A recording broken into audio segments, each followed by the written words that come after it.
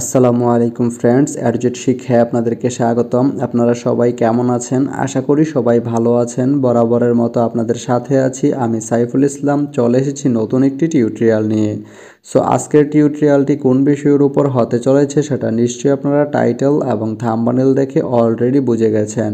তো আমি কথা বাড়াবো না, চলে যাব মেইন টিউটোরিয়ালে। আর মেইন টিউটোরিয়ালে যাওয়ার আগে একটা কথা বলে নিতে চাই, আপনি যদি আমার চ্যানেলে নতুন হয়ে থাকেন তাহলে অবশ্যই আমার চ্যানেলটি সাবস্ক্রাইব করে নোটিফিকেশন বেলটি অন করে দিবেন। আর যারা অলরেডি সাবস্ক্রাইব করে রেখেছেন তাদেরকে অনেক অনেক ধন্যবাদ।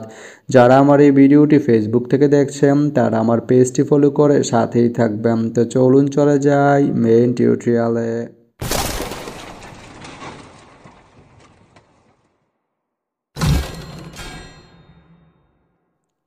তো বন্ধুরা, আজকে আমরা জানবো আপনি পীরগঞ্জ থেকে আক্কেলপুর যেতে কোন কোন ট্রেন রয়েছে, সেই ট্রেনগুলো ছাড়ার নতুন সময়সূচি, বন্ধের দিন এবং গিয়ে পৌঁছতে কতক্ষণ সময় লাগবে বিস্তারিত।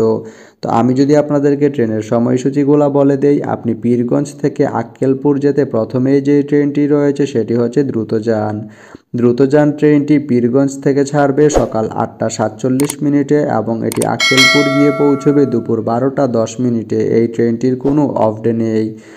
এরপরে রয়েছে বাংলাবান্ধা। বাংলাবান্ধা ট্রেনটি পীরগঞ্জ থেকে ছাড়বে সকাল 10টা 16 মিনিটে এবং এটি আক্কেলপুর গিয়ে পৌঁছবে দুপুর 2টা 9 মিনিটে।